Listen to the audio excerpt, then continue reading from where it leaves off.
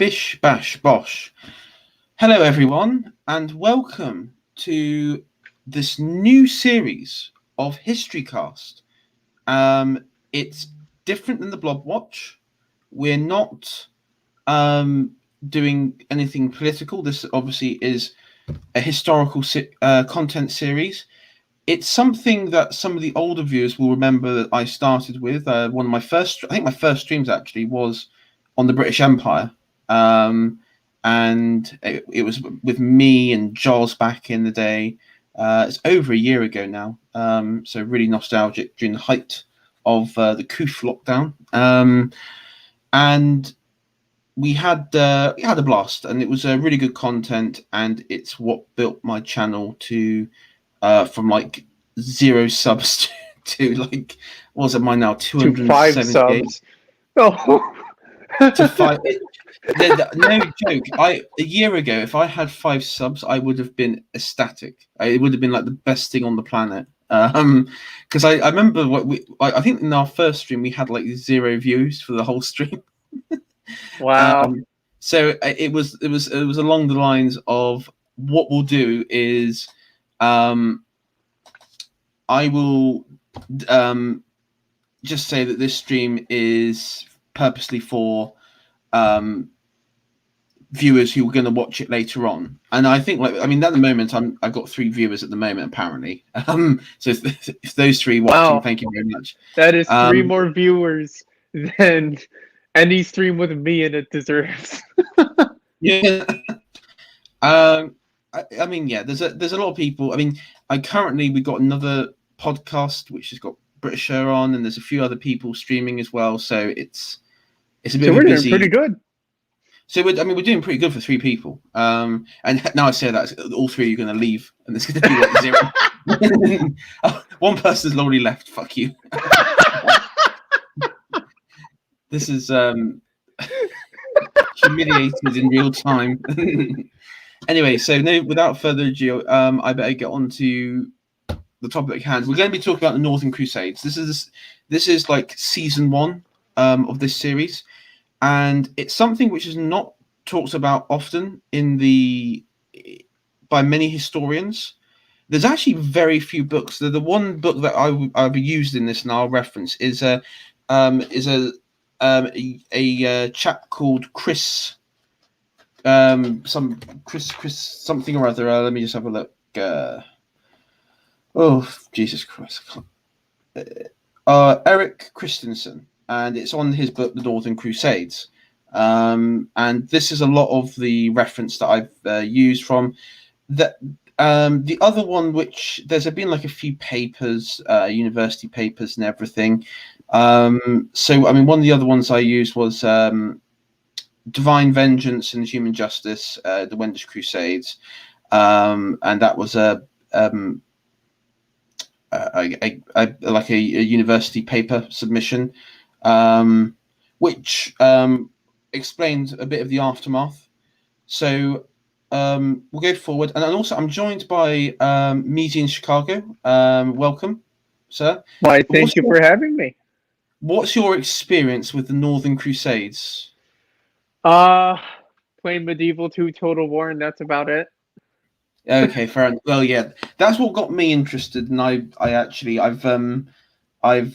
read up. I've actually even got like a book on the Teutonic Knights, and it's so detailed. I even got like manuscripts on their fighting technique, like sword technique and practices, which was unique to the sort of Knights Order. Oh, that's cool. Yeah, so I really want to buy like a sword and just practice it. But trouble is I got no one to practice it with, because everyone gets freaked out. Well, I actually used to own a practice sword, and yeah, you need to know what you're doing, or you're going to get yourself hurt pretty bad. Yeah, that's why probably it might be a bad thing.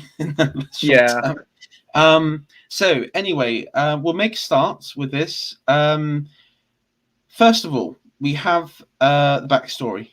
The Northern Crusades were against pagan tribes of the Baltic, of the Finnic Uric people in Finland, and also the Wends, who were a Slavic group, not so much related to the Baltic. They are more aligned to the Czechs, the Poles, Pomeranians, and the Russians. And so we'll make a start.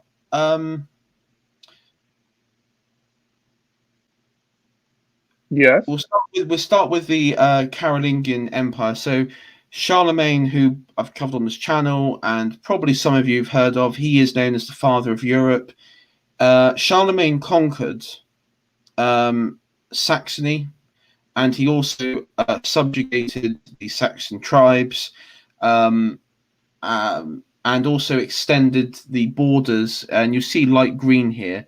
These were known as marshes, which is basically a zone of not so much direct control under him, but allies who would act as like the frontier. So if there was to be any raiding or an invasion, these places would take effectively the brunt of it, and it would protect. The idea was to protect his realm, which we see here in darker green. And of course, before I forget, he also conquered the kingdom of the Lombards and in northern Italy and such.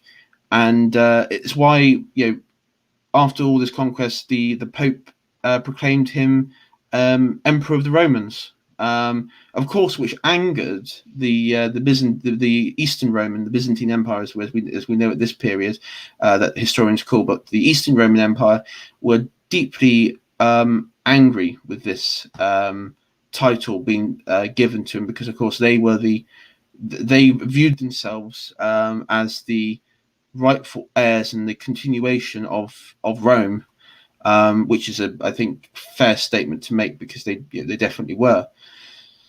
And so if I let me just see if I can zoom in a bit. So we're going to be okay. No, that's done the opposite. Okay, so shit. Okay. We're professionals, guys. Don't worry about it. How's that? I'm zooming in. Okay, so in this region up here, so northeast, what's now northeast Germany, along the Baltic coastline, is where we're going to be focusing, because this is where the tribes which would be going to be known as the Uberite Confederacy, which was made up of several Wendish tribes, and they would be the ones who the Wendish Crusades would be fought against, and they would be the ones that would, I guess, sort of we would sort of associate with just the general region, the Wends. I mean, it's also important to note that the Wends, there's like several sub-factional groups of them. It's not, I mean, in historical terms, we tend to group these sort of tribes together because there's a great deal of many tribes, and we usually group like the sort of main prominent one, and so this one would be the I forgot the fuck his name. The house of what would become the house of Mecklenburg in eastern Germany, Mecklenburg region, and the prince who would become the head of this confederacy as Nicolot. And he would be the one who would be the pagan prince leading the defense of his realm and his confederacy allies' realm against the forces of the Holy Roman Empire and the Christian kingdoms of Denmark, and also to a lesser extent Poland as well. But we'll get into that. So this is this is how they all came into contact with the Germans, and especially the Saxons. We'll just stop sharing. So we'll go to the next image. So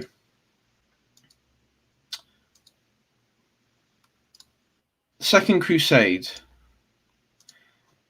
So of course, we might do a series on the main Crusades, but there's quite a lot that's been done about this. So, and this is the best map I could find that explained the Second Crusade. So, during the First Crusades, the crusading forces, when they descended on northern Syria and such, they would carve out several Crusader states.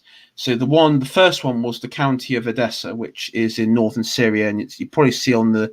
I just realised I'm not. If I bring my mouse there, it's here, northern Syria. And then you had the Principality of Antioch, you had the County of Tripoli, and then, of course, you had the famous one, the Kingdom of Jerusalem. And the various knights and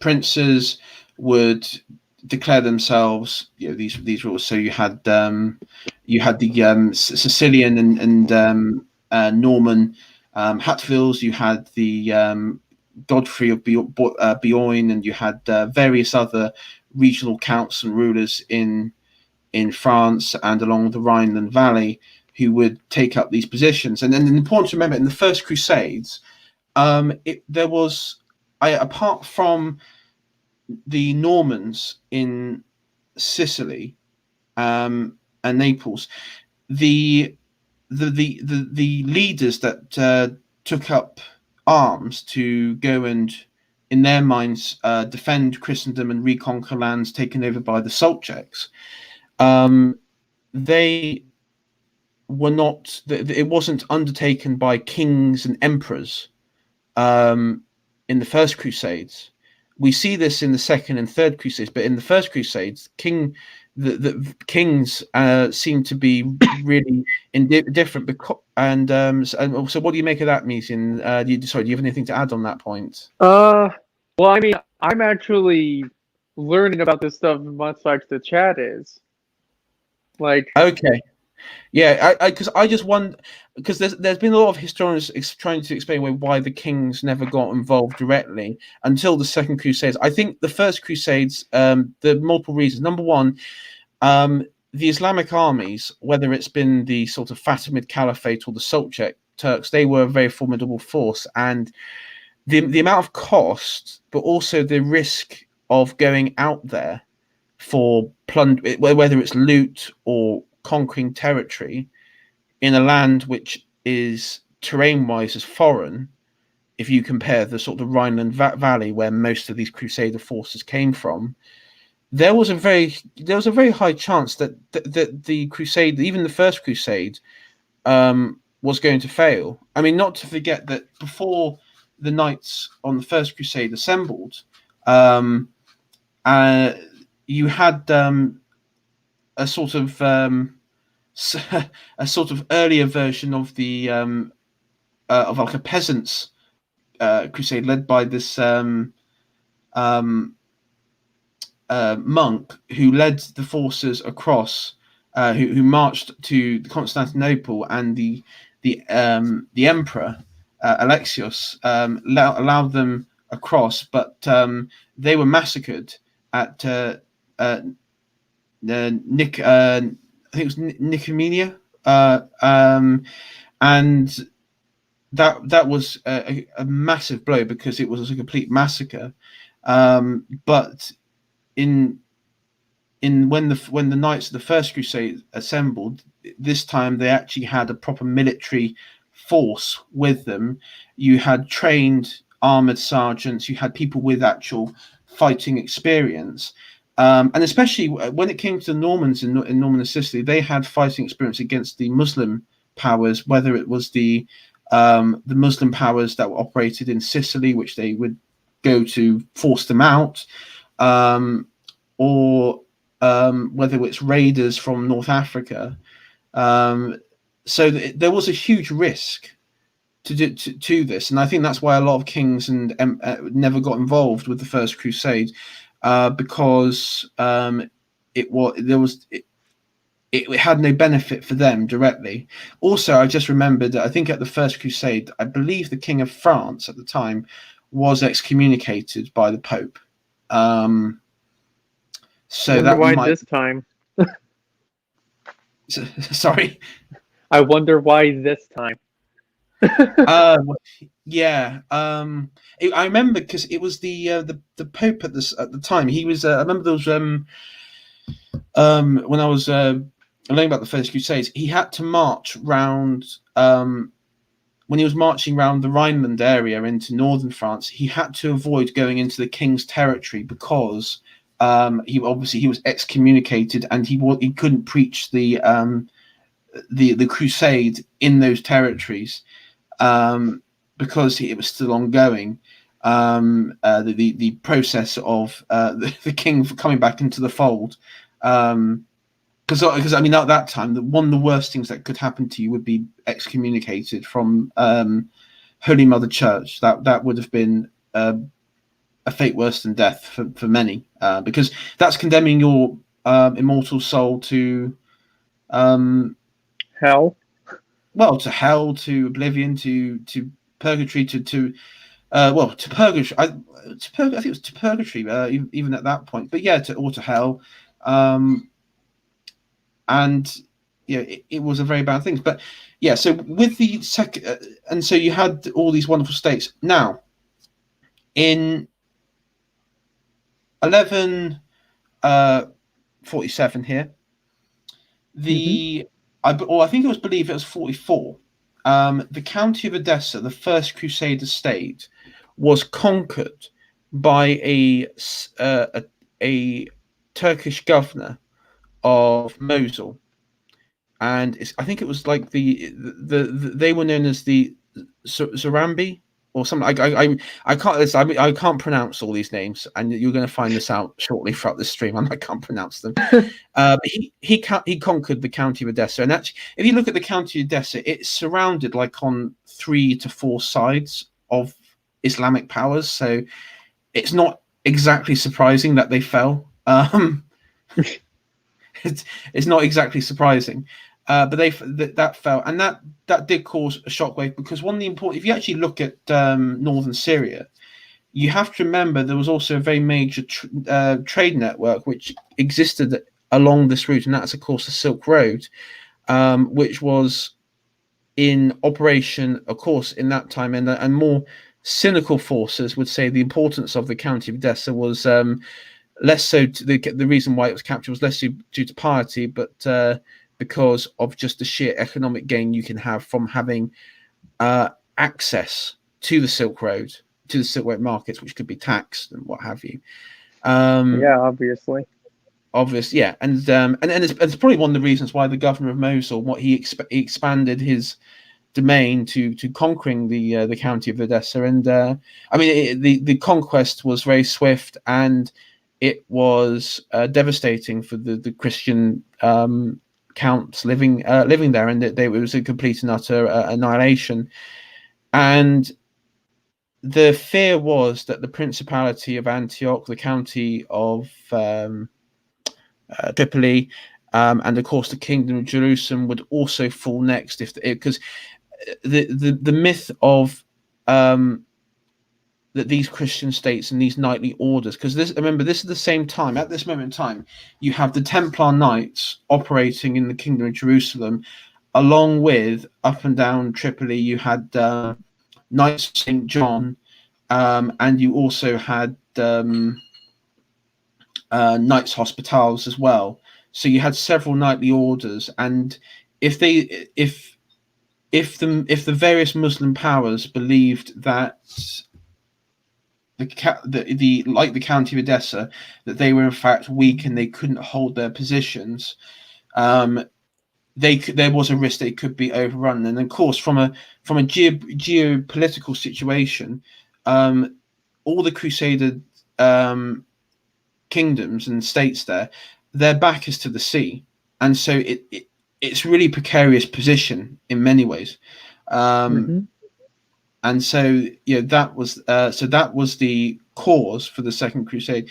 You also had the same time like a side quest crusade, as I like to call it, like a mini side quest in Spain, in the Iberian bit. So you had the Castilians who were marching ever further into Al-Andalus, and you also had the newly formed, relatively speaking, Kingdom of Portugal, which was previously the County of Portugal, which fought a war of I guess you say like a war of independence from the wider Spanish crown.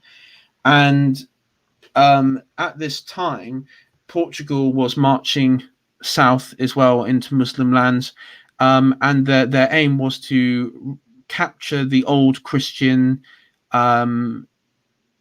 territories of the Visigoths, but in particular Lisbon, which was a very rich city, had a sizable Christian population, and was considered by many, especially the Portuguese king at the time, to be in his mind, rightfully part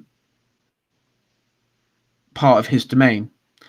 And then, of course, we get to the topic at hand, which is what we're covering.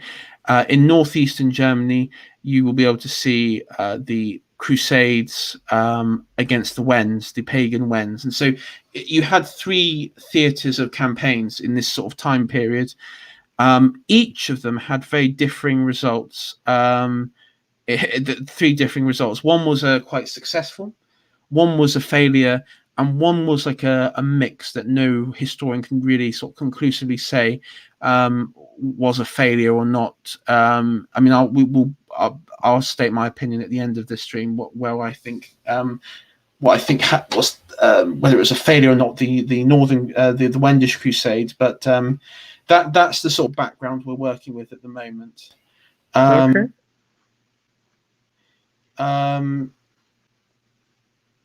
So what? So Right, I've got a PowerPoint here. Now this is to help us to keep us on track. Okay, hold on. Jesus. Right.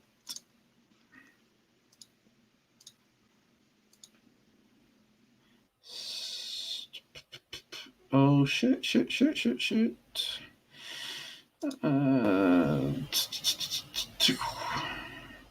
you go.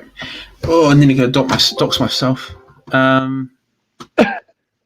Right. Okay. Everyone's still there. I likely might have found you already on Facebook anyway without even knowing it, because I'm friends with like everyone in the streaming community on Facebook.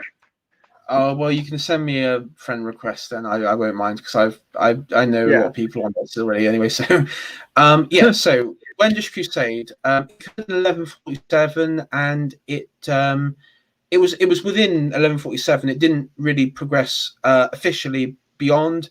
I know that some will say, well, hang on a sec, there was for the next 20 years there was various warring, but the official Wendish Crusade, which was signed off by the papacy, ceased within the same year of 1147. So that's the framework we're working on, but we'll cover further developments in the aftermath. But so that's where we're going. So this is the image of the I believe it's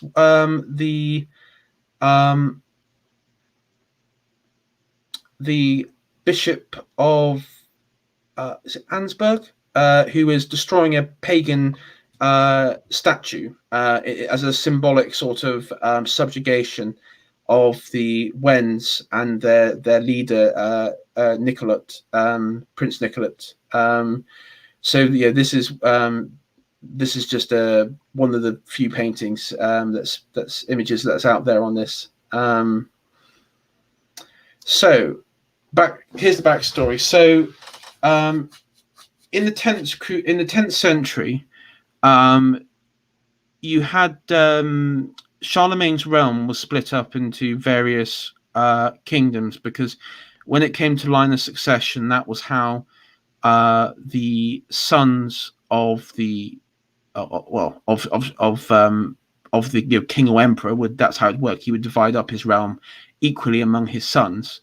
And so when it came to Charlemagne, because he lived quite an old age compared to other monarchs at the time, he had I believe one of his sons passed away, and so it was actually passed to his grandsons. And so what you had is you had this sort of emergence of modern day states. So West Francia, which is today France, was given to one of his it was given to one of his sons, and then you had East Francia, and then you had northern Italy. And then also you had the kingdom of Aires or Provence, and that was this. A lot of this was changed. You also had Middle Francia as well, but Middle Francia was either included at several points, and so over the Carolingian period, or the Carolingian period, it was divided up several times. But ultimately, the Rhine would be considered the barrier. And the Ardennes forest would be considered the barrier between both realms. And so, are you still with me, guys? Are you still with me, Chicago? I'm still here, yeah. Cool. I'm here. And so what you had is the old marshes, the old boundary lines continued in East Francia with these successors to Charlemagne. And what you had was effectively you had a period after Charlemagne of I guess I've heard the term great clearance being used about it, and it's basically where land which had potential for farming was then used, was taken up. There were many forests cut down, and and old sort of wastelands were being were repurposed for sites of fortifications and what have you. So there was in across Germany at that time there was a huge change, and this started under Charlemagne as well. There was a great sort of change in that towns and cities would spring up, and that also with East Francia, because we're going into Otto the Great here, who would be would go on to earn the title of Holy Roman Emperor, which would then continue with what we know today as modern Germany and northern Italy and Bohemia and such. This would continue, and there was also element of colonization by Saxon nobles, because you have to understand at this point the Saxons, who were the former pagans and the enemies of the Franks, became the most dominant power in northern Germany, and they would be the ones to have most of the land north, but also be the ones to enforce the marshes. And so what we have here is Otto the Great. He wanted land expansion and into these marshes. So these former allies of him, these Slavic pagan allies, he needed effectively their land for farming, for I guess population growth, because there was a significant population growth at this period in time, coming out of the Dark Ages. And so there were these things called burgwards, which were effectively similar to the way that the Normans subjugated England. You would have a system of fortifications, and then around the forts you would have maybe 3 or 4 villages coalescing around. So if there was a raid by a regional tribe, or by an angry populace, in this case it would be the Wendish Sorbs, or the Western Slavic people who would be subjugated, the grain and the German civilians who'd been moved there could all retreat into the fortress and hold out. And the task of building these and maintaining was actually under the Margraves, these two Saxon regional rulers, the Margraves, Gero and Hermann Bill, and they began the conquest of this region, which is about here, so just above Bohemia, called Meissen, and of course Brandenburg, which I think most people have heard of Brandenburg. It's it would have very prominence later on within the Prussian Empire, and then into the German. It doesn't matter at all. It's completely irrelevant. Yes, and then you'd have Havelberg and Oldenburg as well, which would just be up here as well.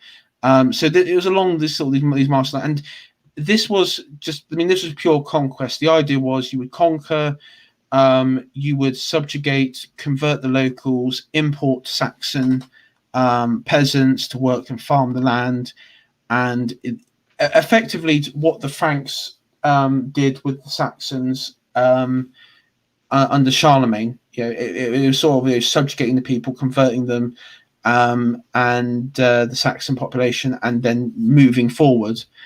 The archbishoprics.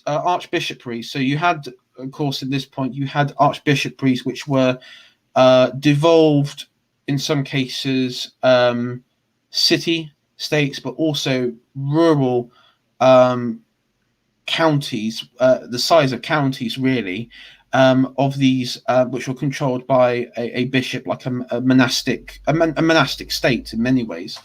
And they would be active in sending missionaries to the Slavs, and they were doing this. They were doing this before the expansion, and they were doing this successfully. And it was the archbishoprics of Bremen and Magdeburg who were. And remember, Magdeburg was part of the original conquest, and it sat right along the border with the pagan tribes, and the archbishoprics sent missionaries to convert the neighboring Pomeranians. So if we see on the image here, along here, this was the Pomeranians, and this was at the behest of King Boleslaw III after his conquest of the Pomeranians. And again, the Pomeranians were a Slavic state. They were a lot more, I would say they were a lot larger and more powerful than the Ubertrit Confederacy. I would say that they were a lot powerful because they were, they were pretty much a duchy, as historians will call them. So it was quite a severe blow, and their duke converted to Christianity along with the ruling elite in that area. The Pomeranians never reverted back to paganism, but they, I guess out of kinship, they would still favor and be allies with the Wends, the pagan tribes to the west, but also to the Prussians to the east. When we go into future episodes with the Teutonic Knights, they would actively help pagans, but still remaining faithful to the religion that they were converted to, which I find quite interesting. They never reverted. I think probably largely because when you see the history of what happens when people reverted, reverted back to paganism, it usually attracts the attention of even more crusades. So it's probably one of the reasons why in the initial stages. But that's so that's where we are. And this is the image on the bottom here. This is a Burgwart in Germany that I could find. There's not much images or stuff I could find on them. This is the one. This is one example. I think this is in Eastern Germany, somewhere near to where we were talking, like Brandenburg, somewhere around there. And that's just a fort and then you would have like the various villages and farmland around it. And then the last image here is actually the dividing line. So this is up towards Holstein, Denmark region. So to the west here, you got Hamburg and such. This is the sort of Saxon German lands, and then to the east of this sort of line here, you would have the pagan tribes, and there would be sort of constant raiding by both sides. One of the reasons why the Crusades were brought against them was that the pagan tribes there were raiding these developing towns and cities, and it was a massive issue for the existing Saxon nobility, because there was you also had the Danish to the north who were looking to expand as well. So there was a lot of pressure coming from all sort of multiple sides for action to be done against these tribes who were still doing the old-fashioned raiding tactics. And so, yeah, as I mentioned, the raids here. So the tribe that existed in Holstein, in eastern Holstein, they were known as the Wagri, and they were the ones who would raid against Adolf II of Holstein, and this would be the sort of catalyst for the Crusade itself. It was during this sort of time period of 1140, 1143 that the Holstein nobility was started expanding, crossing the boundaries into the Wagri territory, and he took control of Lübeck and Ratsburg. Now, of course, Lübeck is going to be a very prominent city in the future because it's where the Hanseatic League. Have you heard of that, Chicago? I have.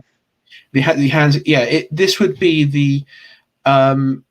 It's amazing actually, because effectively it was a very small settlement, and it became a very prominent trading city of furs, of linen, of fine wine. It was just amazing how quickly it took off, and this would be the sort of conquest, and and so when Lübeck and Ratzenberg was conquered, you had of course you had the missionary work within this region, because the existing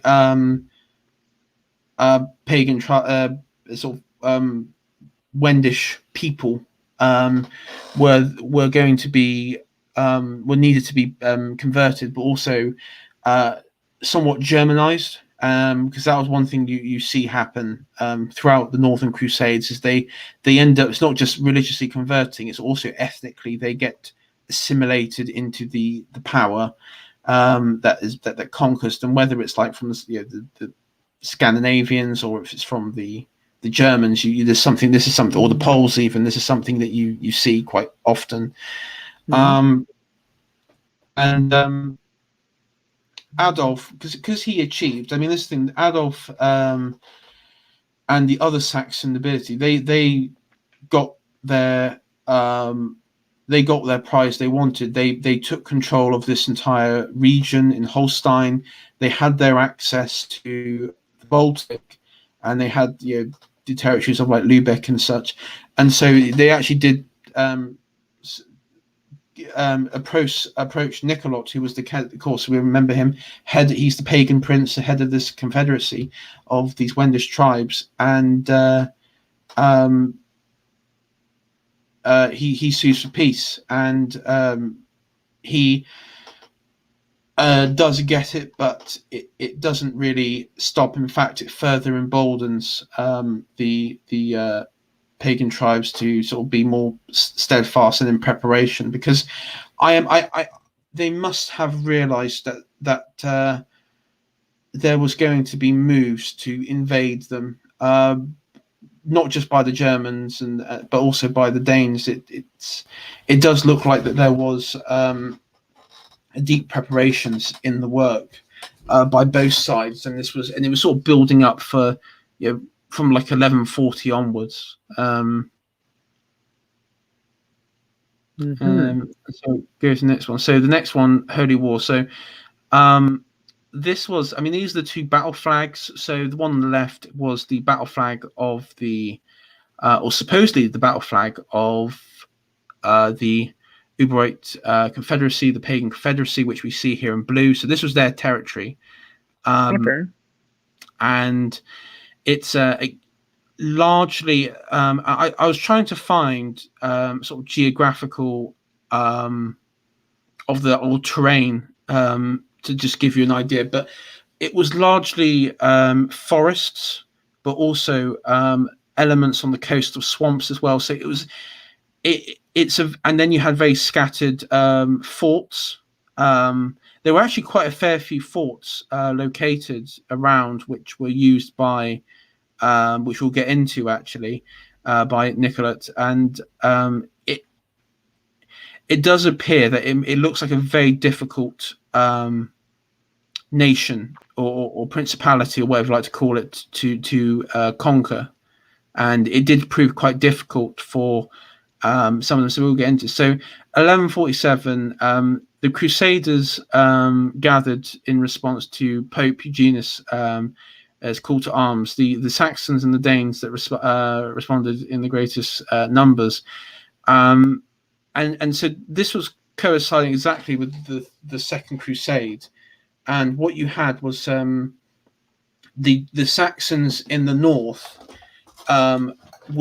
they said to Pope Eugenius, and just not to forget, in this the person who called for the Second Crusade was a individual by the name of, and I'll just bring it up.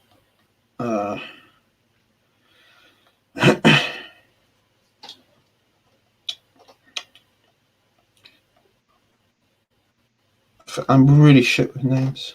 That makes two of us. It's really because the trouble is when they have all these Saxon names, they actually do sound quite similar. I don't want to give you the wrong name. You got like, hang on a sec.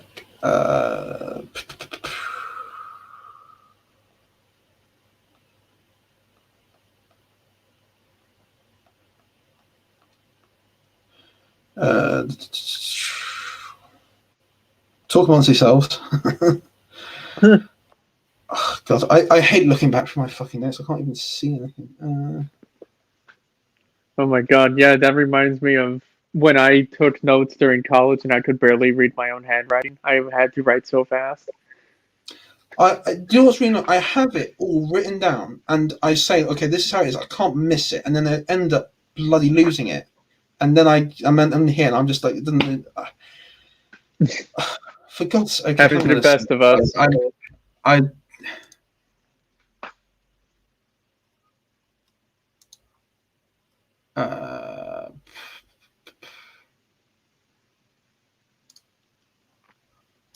Yes, okay, yeah. Bernard of Clairvaux, that's it. Bernard of Clairvaux. He was the one that called for the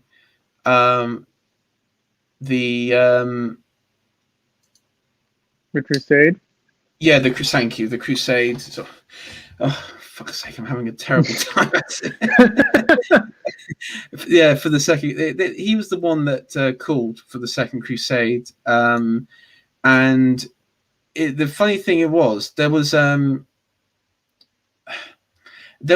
letter, and this is the thing is I tried to do a bit of research on this, but from the book that I've used, it describes as an anonymous letter, so we don't know who this is, but it's from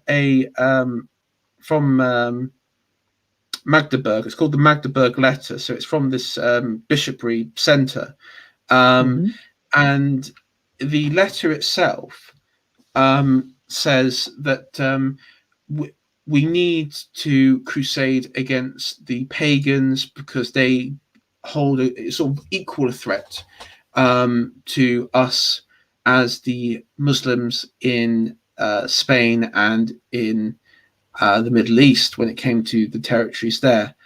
And the Bernard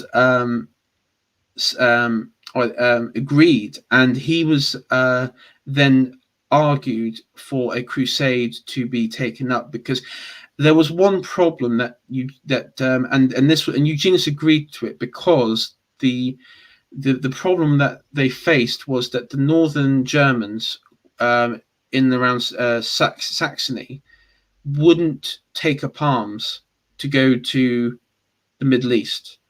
The Duchy, the Germans in the south, around Bavaria and Swabia and such and what's now Austria, they were quite happy, but the northern Germans weren't, and so that was the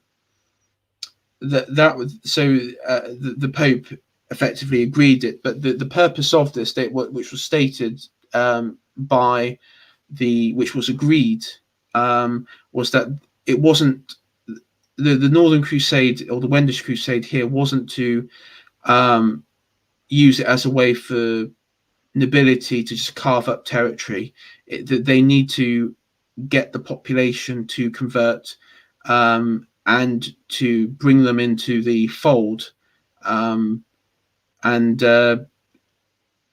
one big thing is there was also, this is the thing, there was also within this pagan confederacy, you also had Christian communities that did exist. I think Stettin, which was called something else at the time, I think it was Selsen or something like that.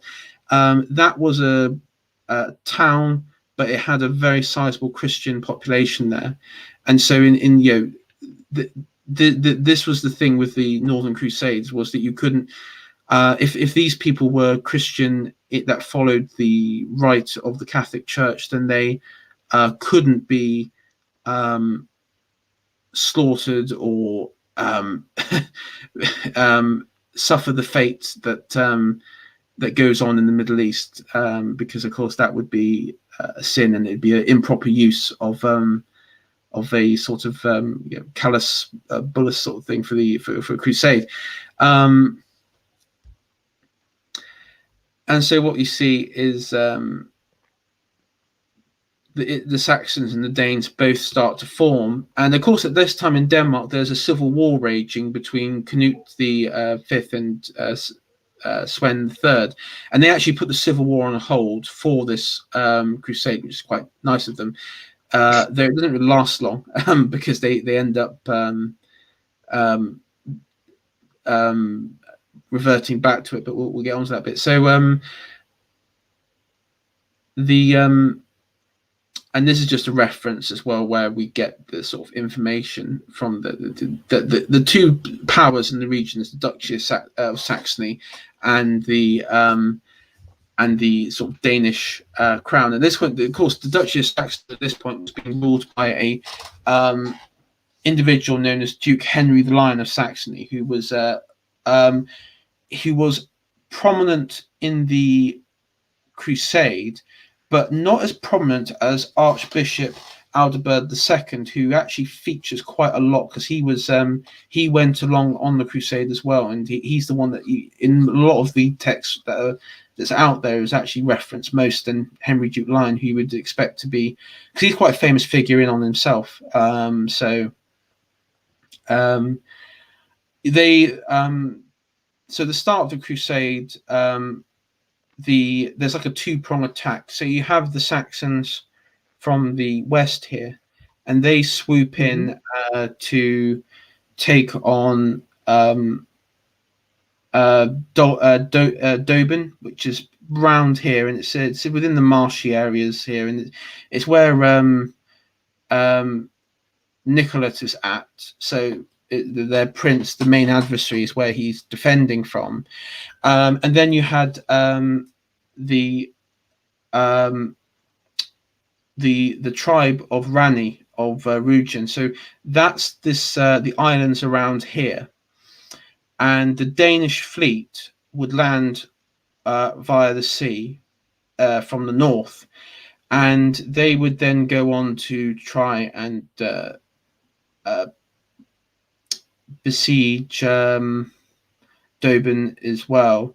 But the problem was that the Danes had to retreat because they were cut off in their advance. Because again, as I mentioned earlier, the terrain itself was quite hostile to enemy forces. There was always that home advantage, and also as I said, with the situation in Denmark, the two warring factions which united again during the Civil War period.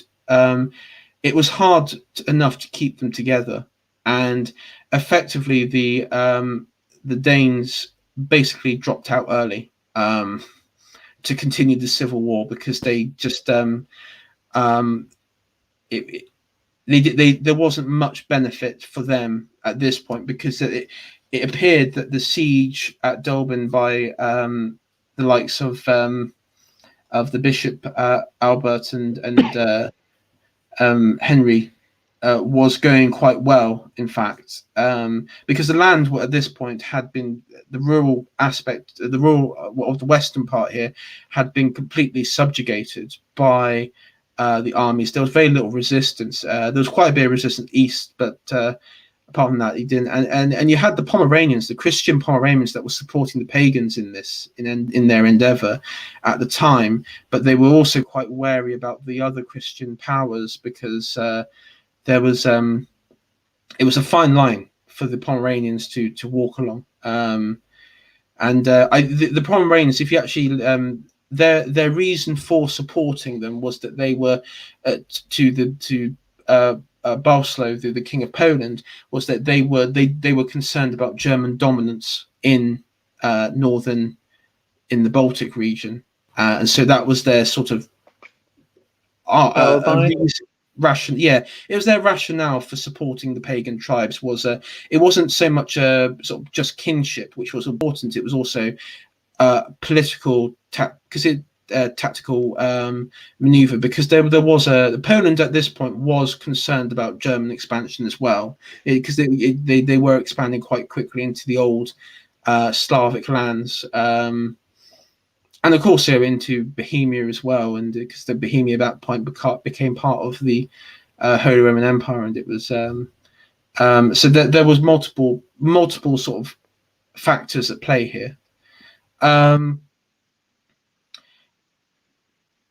When it came to the Crusaders ravaging the countryside, many of the Saxon army and disagreed with ravaging the countryside, because remember the edict that was given to them by Pope Eugenius was to convert and bring the peoples into the fold, not to sack, rape, murder, and pillage, because otherwise that's just a misuse of funds. Because the thing about the funds that were used in this largely came from the church and the various bishopry states. So there was this wasn't like an ordinary conquest campaign. Like, and you find that with most of the Crusades, there's always an element of honor to it, or religious virtue, I would say, that it wasn't like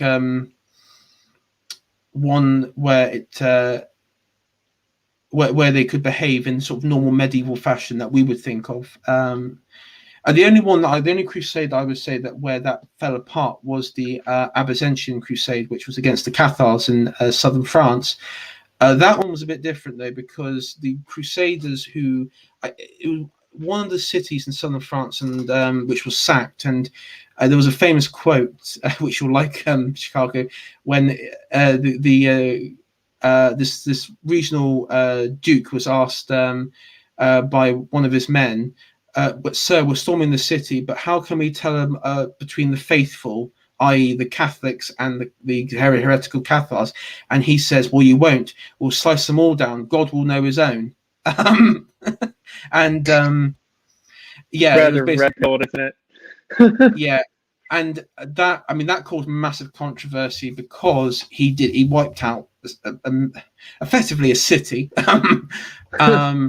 and killed many Catholics. I mean, many contemporaries at the time said he killed many Catholics, and I believe he was excommunicated from the from the church because of that. And the Albigensian Crusade, pretty much at that point ceased because the Cathars, and number one, ceased to exist. Many of them fled into Barcelona region and such. And so there was it was a bit of a sort of failure all around. But that the same sort of principle applied, that even many decades before, during this time period, there was that self-awareness that the church was. I mean, the church was really powerful. I don't think we can overstate how powerful they were even at this period, because this is before this was just before the investiture controversy as well. So that you didn't have the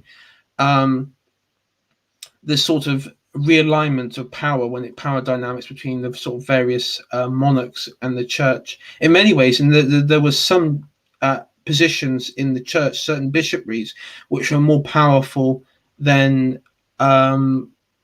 dukes or even kings. It's a bit concerning, isn't it? Unless you're interacts, of course. Yeah. I mean that. So that was how. I mean, that effectively how. So I just have a drink there. How it was, and so that's why probably they're very concerned. And so they agreed not to devastate the lands, and then Henry came to an agreement with Nicolette during the siege, where Nicolette agreed to have himself and the Dolben garrison undergo baptism and be baptized, which was effectively mission complete, which is a bit anticlimactic. And people might find this stream a bit anticlimactic because where's the epic pitch battles and everything? It's like, no, this is how it happened. It effectively, and so mission was complete, and that was it for the Crusades, for the Wendish Crusade.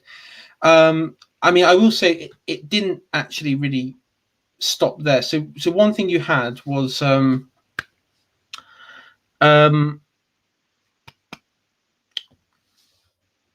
Nicolette, the prince, he converted, but it is believed that many of the garrison and many of the other Wends in and around, because his tribe agreed to convert, but the other tribes didn't agree to convert, like the ones in Rugia in the islands around here, and many around here, the Rugians didn't agree to convert.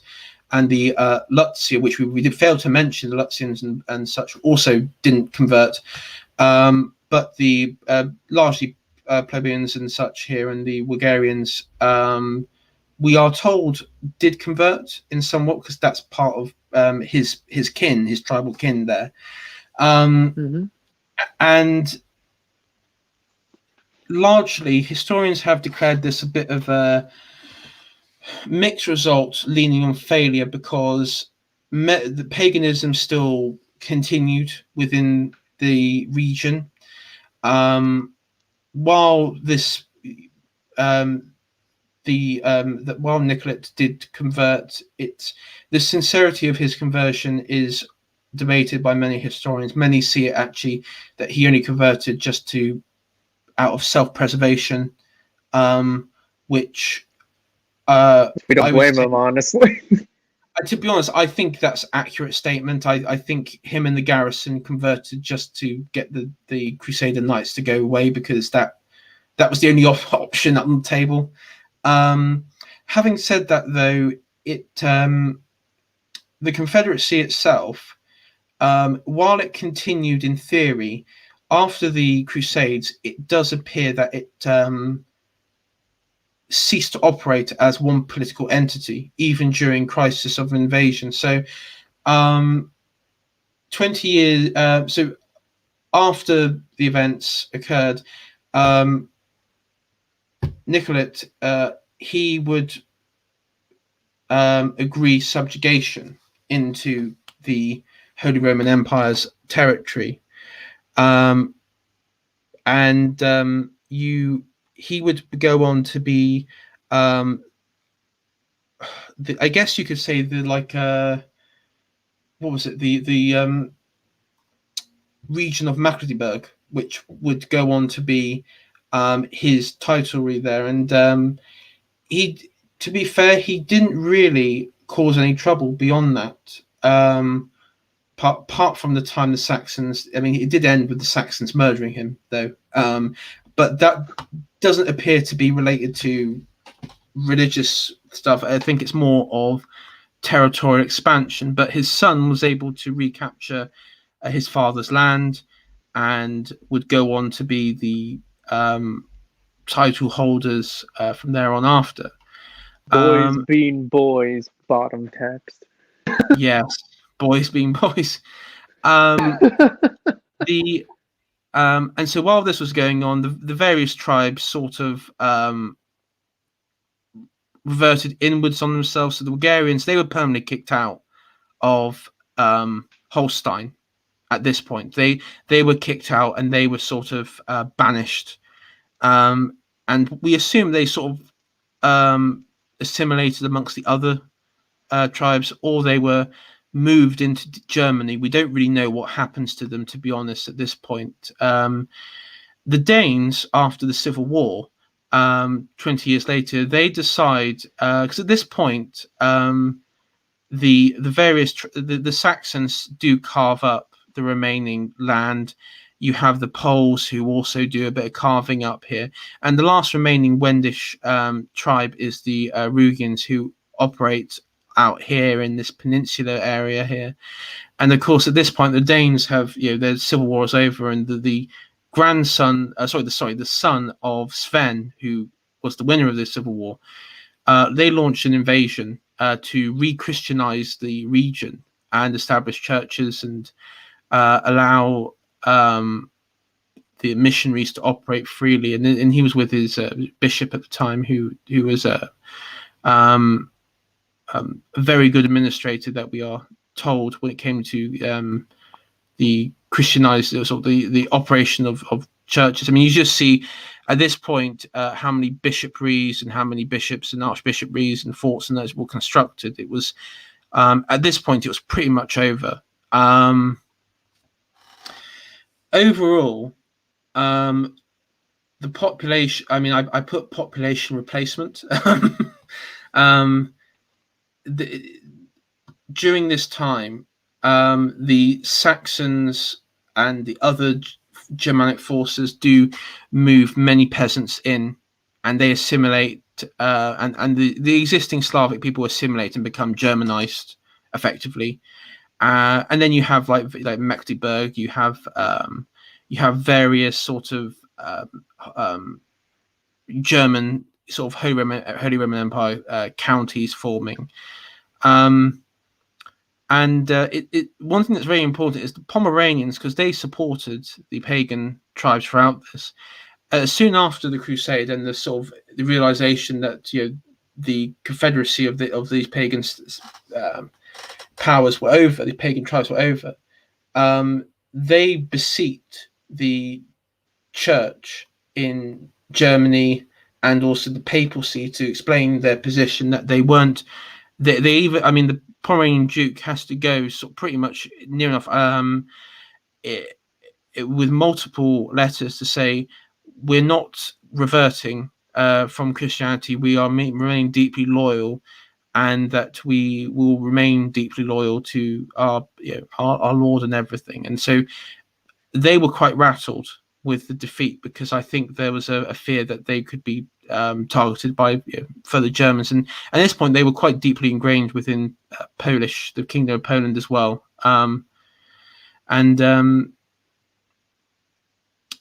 Another side note was Henry the Lion. He had a falling out with the future emperor, so this would be quite some time after. This caused quite a massive problem, because the Danes end up pretty much taking over the entire Baltic region. In the green here, you see them. They just freaking steamroll it to a point where all the sort of Saxon and German efforts over the last century was pretty much undone because of infighting and everything else. And Duke Henry Lyon was somewhat blamed by many of his peers for this failure. So, but overall, yeah, I would. I mean, I don't know, Chicago, how you would describe whether. Would you say this was a failure? Well, For the fact that it results in, the total loss of all gains that the Germans made in the Baltic in the long run. Yeah, it's a failure. Yes, I just think like that's how fair Vietnam enough. was a failure. Yeah, I mean, I would say it's fair.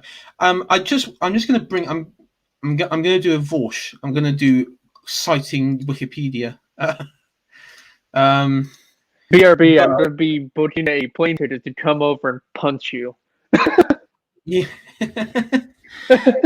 So I just wanted to show you the forces. So this was we mentioned, of course, the Obertrite Confederacy. I'm sorry if I pronounced these names wrong. It's just like what is. And so what you had was in the Holy Roman Empire, these were all the various bishopries and marches and duchies. So many bishopries got involved in all this. And Denmark, of course, and Poland. And yeah, you had Anselm of Harvel. He was the main force in this, but of course Duke Henry Lyon. Now I just want to go to Nicolite here. Now his as I mentioned, he died in 1158, and this was largely due to pressure by the King of Denmark and also the Saxons, and then his land is partitioned and everything. But his son Pribislav manages to regain his father's land and title, and of course, he is at this because his son is he's pretty much a Christian at this point and quite devout because his father converted, so he continues, and he becomes the sort of Prince of Mecklenburg, and this title would continue on for many generations. And of course, remember that red bull that was used? It was readopted, and that sort of pagan symbol was then used as like the sort of shield and sort of flag, I guess you say, of that particular principality, which I think is quite cool, actually. Yeah, so they interesting. It's like a blend. They don't get rid of it, and as time would go on, though, this region would be conquered by many Scandinavians. And I didn't know this, and this is a sort of fun side note. The first side note incoming, the kings of Denmark, after their conquests and subjugations, they would include in their title holds, coronations and such, and at official meetings,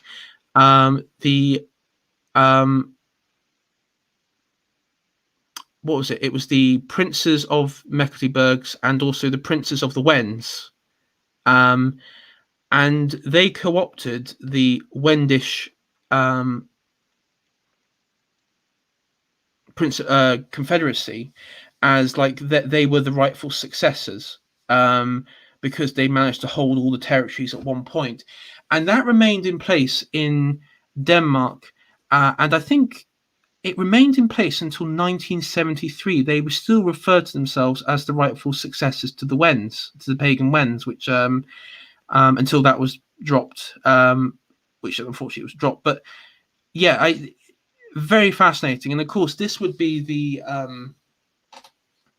you had the sort of like medieval industrialization of the region, and these cities would sprout up, and you would have in centuries to come, the Hanseatic League would take hold along the Baltic, and places like Lubeck and Stettin that we mentioned earlier, which was sort of small pagan tribal holdings, which then would become economic powerhouses of their own time. And I mean, at this point in history, most of the political and economic power in Christendom was in Southern Europe still, and it had been that way for centuries, going back into antiquity period under the Romans.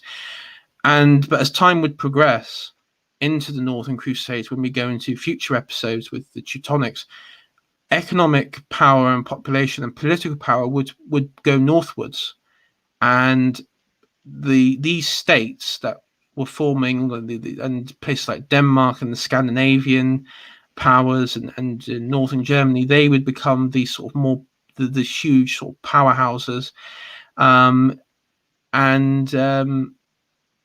also a pagan kingdom would also arise from this, and that would be Lithuania. And then I think Lithuania is one of the famous ones, because unlike the Wends or the Prussians or the Estonians and what have you, they managed to adapt, overcome, and survive, adapt, overcome. Well, effectively they did. And they also, while they remained devoutly pagan, they also remained, they were open to Christians, largely because of their political placing. Because to the east, then they had the Orthodox Russian principalities, and to the west they had the Poles and the German and the sort of Catholic, the Latin Christians, and so they were very much in the middle. So they had to be open,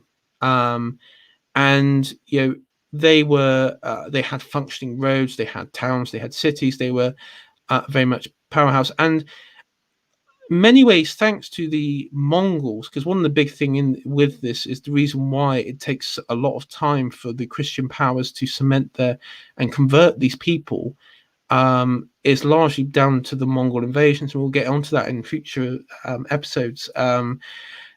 Lithuania, I mean, they remain a pagan state until 1386. Wow. I mean, 1380. You think about when Poland converted to Christianity. They officially became Christian in, was it 1000? I'm not an expert in Polish history, so yeah, they become a Christian power in the it might be 1020, that sort of time period, and Hungary becomes a Christian state in year 1000. And Lithuania, they managed just to continue until 1386, and the only reason they actually convert was not because of sort of missionary work or anything. It was because their duke was arranged to be married to the queen at the time of Poland, and the idea was it would sort of cement an alliance and like a not a personal, even though there was a personal union in sort of about over 150 odd years later. It was to sort of cement a sort of closer bond with the two powers, and in that agreement, if he was to become king of Poland, he would have to I think it was Yakoslav or something like that. He would have to convert to Christianity, and his duchy of Lithuania would also have to convert along with all his nobles and subjects. And amazing enough, you think they've been pagan for centuries and held out. And I mean, we'll get onto this in future episodes, but they didn't revolt, they didn't object. It just happened really quickly. There was a few holdouts by 1415 in sort of western Lithuania. I mean, just think how far it's going. Like 1415, and you still had like pagans operating in Europe, and it's like it's amazing when you think about it. Yeah, actually, it's really amazing with just the for things that are going on during the history, like when the pyramids were made, there were still woolly mammoths in parts of Siberia. Yeah, I mean, that's how old they are. But to even go crazier, a pagan in 1415, he or she would still be in that small region, would be still worshipping the same gods as people back as far as the start of Rome, maybe even further. We don't know. We just it must. I do wonder, because we all live in a world where society that is at the moment is what molds people when we're born and everything. So the values and everything. People say these Christian values, but it is also deeper because it also covers secular society as well, because secularism also derives from Christianity. So that's how our values are formed. So what's that portrait second mean? Aren't you doing that? I don't. So what's that portrait still you're referring to? I'm afraid I don't know.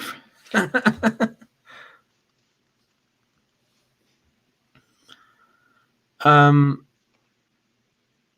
let you respond. Because I don't know what you mean. Sorry. Maybe I'm one. Aren't you doing that, AI?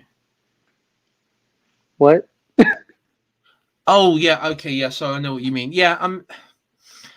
Yeah. So what I was going to go and say is, I would be fascinated to know what the outlook, like the sort of values of these people in 1415, like the last pagans of Europe, what their sort of values were, because they would have known of Christianity and the Christian powers at that point, and they would have had their own opinions on that, and they would have interacted with some.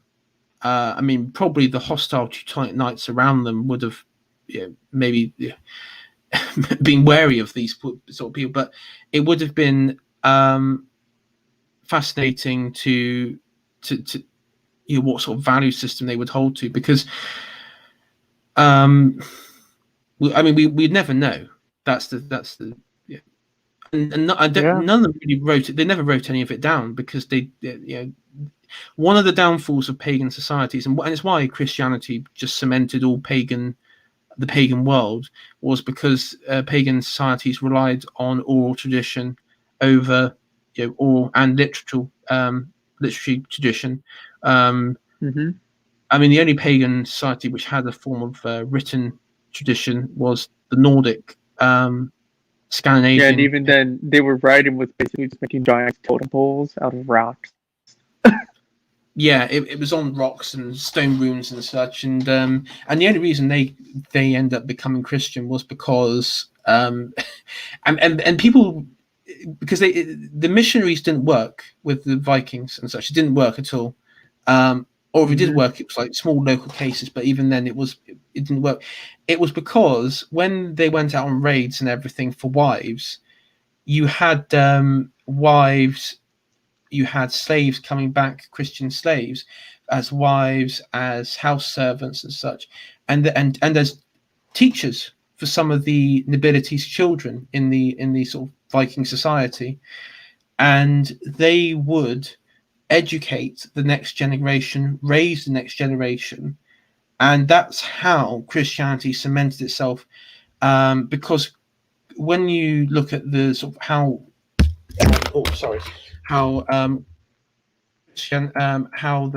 Christianity became the dominant religion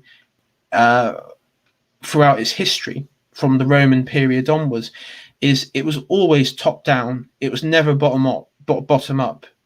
Many people think it's bottom up, but it really wasn't. It was top down. Even St. Paul was able to sort of come to the conclusion that when he went on his mission to Cyprus, one of the first places he went to was to the Roman governor palace to preach to him, because he understands the power dynamics, that it has to be, if you wanted to have real impact, you go top down. and that's what that's how it works. Because I mean, when you're like a warlord and you have a new religion, I mean, and you have like in a feudalistic society, and you say to your subjects, right, we're converting to Christianity now. It's like that they would accept it largely. And when you did have pagan backlash, it was usually by other nobility.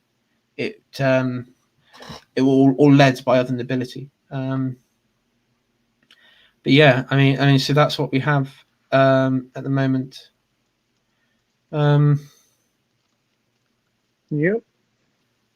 Yeah, and you can see that after I mean, his territories were succeeded by his son, so Henry Borwin the First. At this point, the house of Mecklenburg, which is the pagan prince that we meant to go back. At this point, they're quite Germanized. They're pretty much. I mean, you got Henry Borwin, and they're pretty much German at this point. And you got Henry Borwin the Second. I see that they're very creative with their names. Yeah. Yeah, creative. Yeah, they had it was Henry Johns, Nicholas, Pripislav,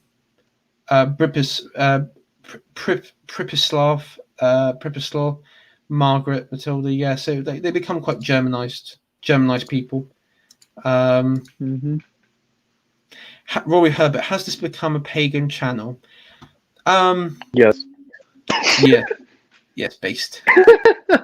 Listen, I mean, if you're telling me there's a Confederate pagan tribe, we're gonna have to support it.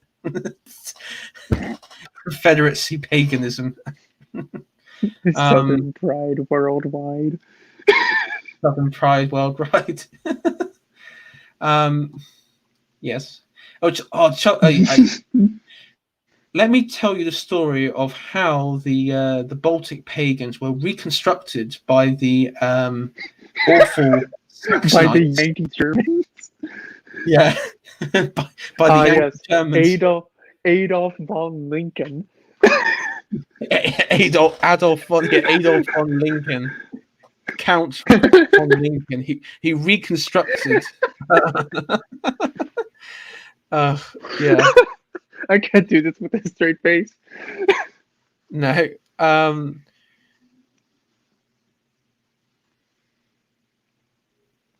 Well, I wish I was land of cotton. Oh, I tell you what's really funny is I was I do like to listen. The other day, as you may know, I went through a sort of Confederate phase, like a day where I was like, no, I didn't notice at all.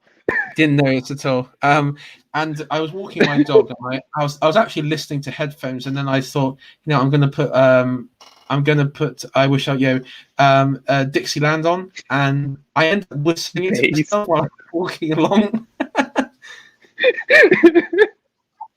And I mean, you have to remember over here,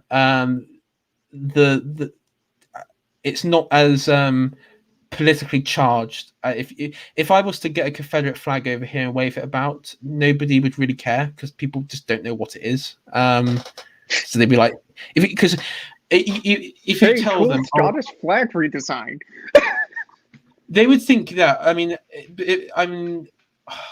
there's a chap at my work who has a van, and he has like a Confederate flag in the back of it. And that's great.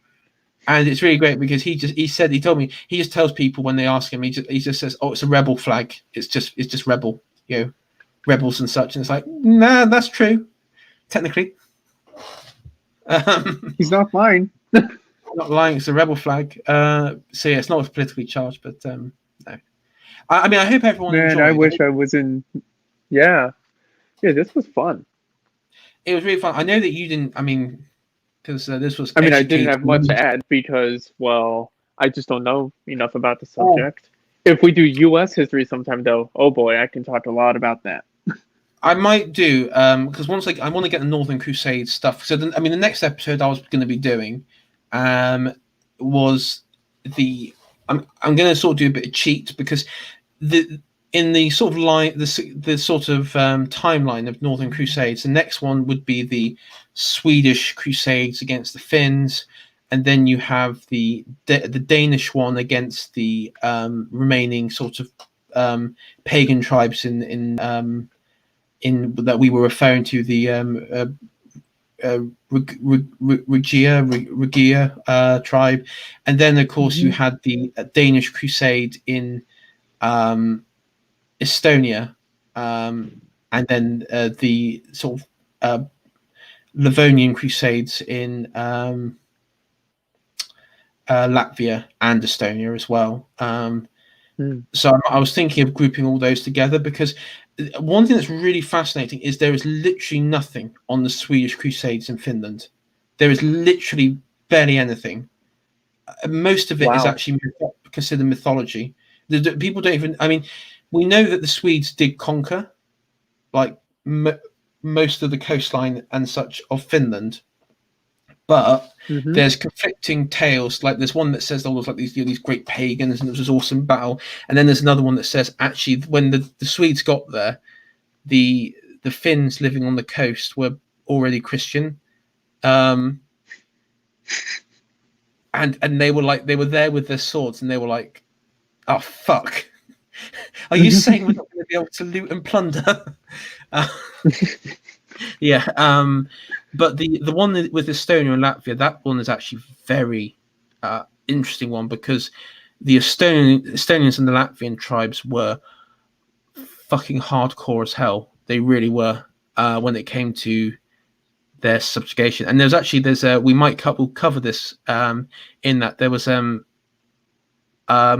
they were subjugated for about 100 years, and then there was this event called I think it's the St. George's Night Rebellion, and basically it was the Estonians doing and the Latvians doing like an Order 66, where they basically went out and fucking nuked all the Germans in like a Rwandan style massacre, and just like effectively left Christianity. And these are people who brought up with all their lives and everything, and and the Livonian Order was brought to its knees, and that's when they were admitted into the Teutonic Knights, because they couldn't function independently. Wow. But see, that's a really good one to go into. But anyway, I hope that people watching this now and watching this later on will find this quite good, because there isn't really much out there of this. It's a real shame, because it's there's a lot on the Crusades in the Middle East, because that's where all the action goes, where you have all the kings and you have all the diversity, crusaders and shit. Yeah, diversity, token diversity. And it's also is where Kingdom of Heaven takes place, which is a good movie. Oh, don't get me started with that movie. I enjoyed it. The story itself in principle is good, right? But the character, right? So okay, I will say this actually. Let me just start with the benefit. The extended edition is a good film. The extended edition makes it a good film. The theatre release edition, which was cut by the studios, makes it look like shit. Well, I only watch extended versions of films, so. Okay, fair enough. I mean, I saw the first time I saw it, I saw the theatre version, and they literally cut out the most important scenes, like with the King of Jerusalem and his heir and the whole leprosy stuff, and they cut out all the character developments in that, so you didn't actually see when you saw these characters, you end up thinking, like at the end of it, you're like, well, I don't really care about these characters because I know nothing of them, and they're like, who the fuck's this guy? He just walked in. But one thing that's really frustrating in it was, I do think the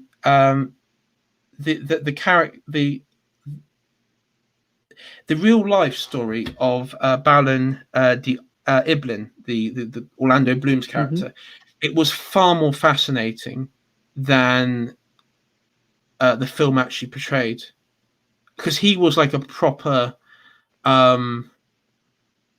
was like a proper warrior, like El Cid levels warrior. And it's just a shame because he was.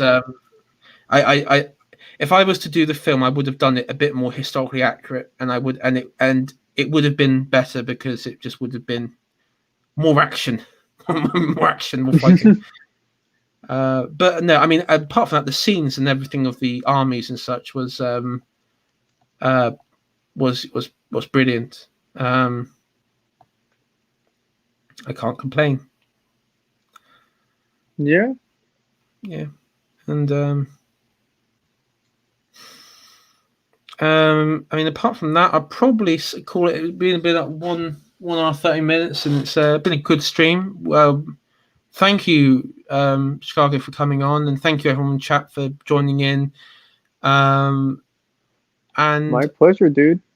I will see you later. As I said, next stream that we do on this will be the Scandinavian Crusades, which I'm going to collectivize the term as, because I haven't got enough. I mean, if I did like the Swedish one, it'd be like 5 minute stream.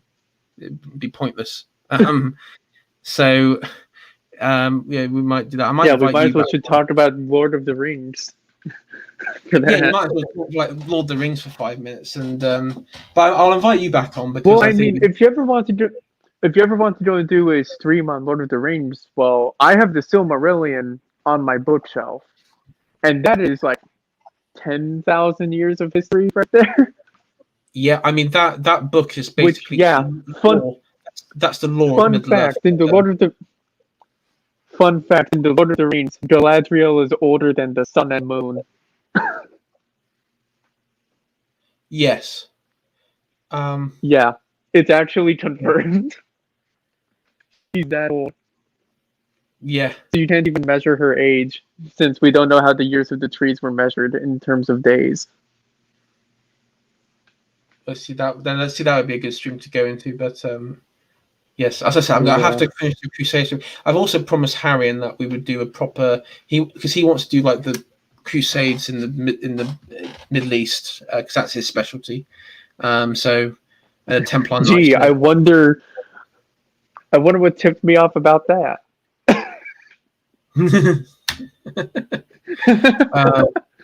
So yeah, portraits. What's you used to say?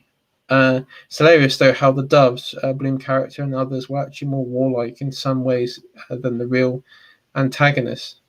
Yeah. Didn't you have Balin?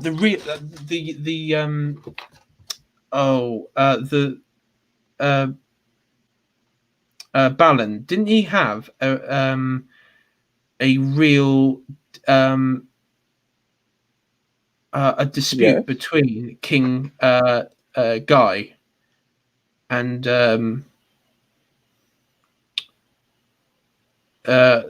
if I remember correctly, because I mean in that one they're all pally friends, but I thought there was a bit of tension between them. I don't know. It's been a long time since I watched the movie. Yeah, well, in the movies they were all like it was like a pally friendship stuff. Yeah. Never did say that the movie was accurate. I said that the movie was good. Yeah. To be fair. I do think that one of the things that I've noticed, especially with like Saladin, is in all forms of media, because he was, he was a great warrior. I'm not going to lie. Saladin was a great warrior and he was a great commander of armies. He was brilliant. And I still laugh every single time when I watch Kingdom of Heaven, and he just says, "I did not give my cup to you," and he just fucking kills him. Yes. I mean, I don't think he would. I mean, Sigma moment. I don't even know. I don't think he would do that because Very, Yeah. these are very cordial people. But I mean, one thing that about Saladin was that he wasn't even Egyptian Arab. He was a Kurd, and he was descendants of the slave class of warriors that came in the to the Middle East. And it's quite fascinating, that Damn, Dwelba Homo was using Kurds as his foot soldiers even then. yeah, and of course, I mean the two, like the thing that with the Crusades that's always like most prevalent is Saladin versus Richard the Lionheart, which is that's the main like I guess like in Normiville, when you say Crusades, it's like Richard the Lionheart, 3 lions, Templar cross and St. George's cross, and then Saladin and the Black Flags and the Islamic writing and everything. It's like that's the imagine if Lionheart Lions, that was the thing. There was actually that was the supposed proposal that was suggested for the Lionheart's sister to marry into Saladin's family. The thing there is, though, that I mean that was never going to happen in reality. Let's be honest. That was not something that was going to happen. Obviously. Because she would have to convert to Islam. Which would be hilarious, but it's just not going to happen. I mean, I think there was one like Crusader that did convert to Islam. I mean, there was one fucking like Italian who this is when you had the Ottomans around. Of course, an Italian. Yeah, he converted. He was obviously Catholic, converted to Islam, then became an Orthodox Christian, and then converted back to Islam. And then I think he finally settled on Catholicism or something at the end of his life. I was like, how the fuck is this guy still alive? Like, he must have like got multiple death sentences in multiple countries for like leaving the official state religion. Yeah. The ultimate Sigma. The ultimate Sigma. I mean, you have to remember, Portrait Seal is in Islamic tradition. It wouldn't be considered unheard of because one of Muhammad's wife was a Christian, if I remember correctly, and also when you had the conquest of Iran and Persia, many Islamic men would be married with Zoroastrian women and such, and so depending. I mean, this is the thing: the more hardcore Islamic puritanical sort of society that formed at this point was mainly from the Seljuk Turks. They were the ones that were like, no, Christians, burn everything. The Arab ones were very much cordial with the Christian ones, and you look at the First Crusades. The reason why it happened, the reason why it happened was because the Seljuks were really hostile to all the Christians, because they just viewed them as these heretics, and it was only the Arab ones that were actually somewhat fair and cordial, and actually gave them like they had to pay obviously the dizuri, the sort of non-Muslim tax, but at least they weren't being slaughtered by the Seljuks. And yeah, I just find it a funny idea that Richard being chewed out by his sister. Yeah, it's quite funny. I know that Richard, his sister was when they were on their way to Cyprus, because the the sort of Byzantine ruler of Cyprus went rogue from the Byzantine Empire, so it was like his own like kingdom effectively in Cyprus, and he tried to kidnap his wife to be and his sister, but because they're somewhat half smart, and the Greeks they're a bunch of dimwits, they managed to sort of talk their way out of it and just get out of there before they actually do like the sort of like kidnapping thing, kidnap them, and and then I think Richard, he ends up just conquering the island, and he uses Cyprus as a launching pad for the Crusades, which is actually quite sensible, to be honest. Look at the sort of geographical location of it; it's really sort of quite good actually for supplies and such. Anyway, thank you all for joining. Thank you, Chicago, for joining us, and I will see you all later for the next episode. Take care.